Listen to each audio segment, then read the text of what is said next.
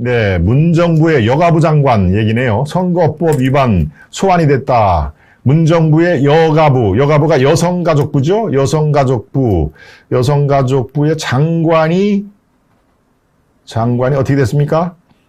공직선거법 위반으로 어제 소환이 됐습니다. 서울중앙지검에 소환이 됐는데, 예, 여성가족부 장관 이름 정영혜 장관, 또 차관도 소환이 됐습니다. 예, 이게 선거 관련법이기 때문에 굉장히 예민한 그 사안입니다. 사실은 대선 공약 개발을 주도를 했다 이런 얘기인데요. 뭐 우리가 늘상 그 주창하는 부정선거, 부정투개표 이거하고는 조금 양상은 다릅니다. 우리가 이 투표함에 넣은 거를 뭐 소쿠리 투표라든가 우리 지난번에 아주 제가 한 7, 8번을 제가 강조를 했죠. 제 시간 11시 김동원의 하이파이브 시간에도 얘기를 이 대명천지의 소쿠리 투표가 말이냐. 우리가 소중하게 투표를 했으면 그게 투표함에 집어넣고 개표를 할 때까지는 누구 손을 타지도 않아야 되는데 소쿠리함에 집어넣고 이거를 이 누군지도 모르는 사람이 벌쩍 들고 어디로 가지도 알지도 못하는 상황에서 이른바 소쿠리 투표가 진행이 된 게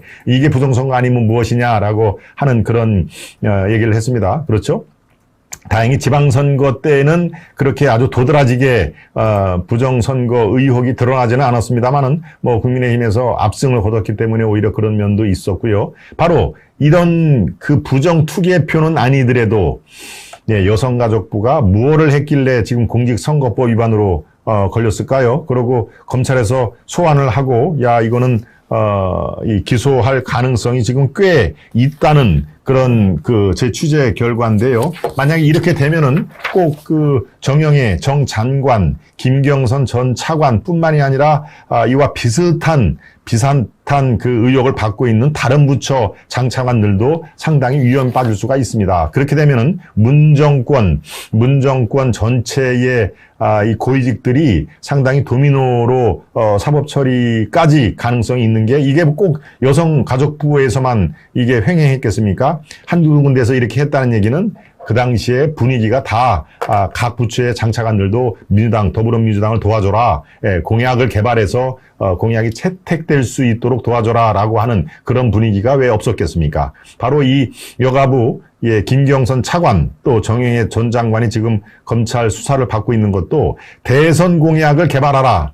대선 공약을 여성가족부 차원에서 대선 공약을 개발해서 그 대선 공약이 정식적으로 이재명 캠프에서 채택이 되게 만들어라.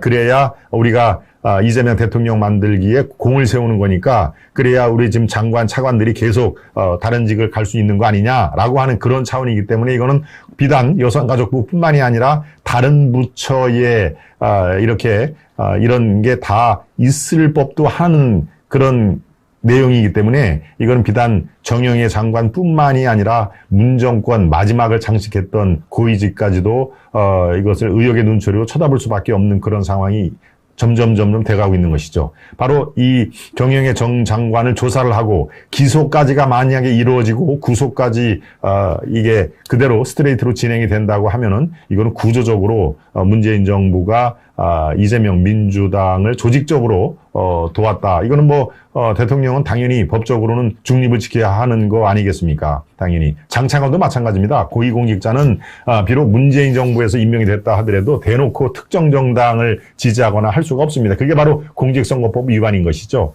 네, 그런 의미에서 지금 이 정영애 장관, 차관 이런 사람들의 검찰 수사가 매우 의미 있게 전개가 된다는 것을 다시 한번 말씀을 드립니다. 예, 문정부는 이미 수명을 다 했습니다만 계속 이렇게 문정부의 그 실정이 계속 나오고 있습니다. 또 한 가지는 바로 문정부가 숨긴 서해 공무원 피살 이게 정보가 곧 공개가 된다. 이것도 참 아주 간단치가 않습니다. 그렇죠? 이것도 예. 대통령 기록물을 공개하는 것이 아니라 군과 해경 자료를 대상으로 했다. 여러분들 기억이 나시죠?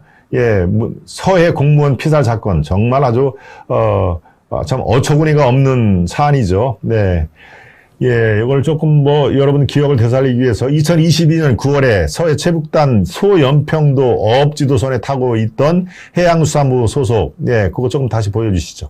해양수산부 공무원 이 씨가 실종 후 북한군에 의해 사살되고 시신은 불태워졌다. 그렇죠. 북한군에 의해서 사살되고 그 시신은 보는 앞에서 불태워지는 그런 그 사고가, 이거는 말도 안 되는 사고가 빚어진 것이죠. 당시 해경은 이 씨가 1억 원이 넘는 채무가 있다는 점을 근거로 월북한 것으로 판단된다라고 했다. 일각에서는 정부가 대북 관계 때문에 진실을 은폐한다는 의문을 제기했다. 바로 이때 이 문재인 정부는 이걸 쉬쉬하고 북한에 아무런 항의도 못하고 그냥 넘어가 버렸죠.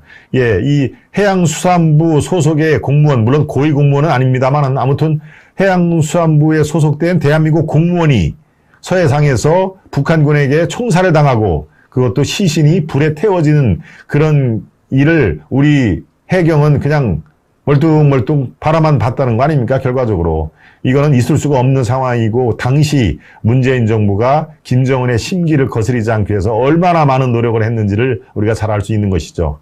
바로 그런 서해 공무원 피살 정보가 곧 군과 해경 자료를 제출받아서 공개를 할 예정이다. 네, 대통령 기록물은 이게 딱 그 공개 금지가 시한으로 정해져 있기 때문에 이것을 파헤치지는 못하지만 군과 해경이 그 당시 상황을 정확하게 기록한 영상과 자료를 통해서 그 당시에 무엇이 진실인지를 낱낱이 지금 밝히겠다 하는 얘기입니다. 당시 군과 해경의 행동이 적절했냐? 당연히 적절하지 못했죠. 만약에 이게 공개가 되면은 전 정권과 현 정권, 이른바 윤석열 정권과 문재인 정권의 대립이 훨씬 더 심각해질 가능성이 있다라는 면에서 제가 여러분들께 이 내용을 소개를 해드립니다. 네. 네, 문재인은 대한민국 국민의 대통령이 아니었다. 우리 슈퍼맨님. 오늘부터 국립학교를 대청소하고 많은 문정권 실세들의 입시를 기다려야 합니다. 예, 한샤로님. 예, 국립학교 어딘지 아시죠? 네, 국립대학이라고도 얘기를 하고 큰 집이죠, 큰 집. 주로 흰색 페인트가 저 의왕도 있고 안양도 있고 그런 데가 있습니다. 네. 왕건희님, 자유당 시절 내무장관을 총살했다. 여가부뿐일까요? 그렇죠? 네, 선관위 개입은 선관위도 벗어날 수 없습니다. 홍리수빌님, 여야 차별 없이 선거법이 의심되는 자는 철저히 수사를 해야 됩니다. 하는 얘기, 예, 잘 들었습니다.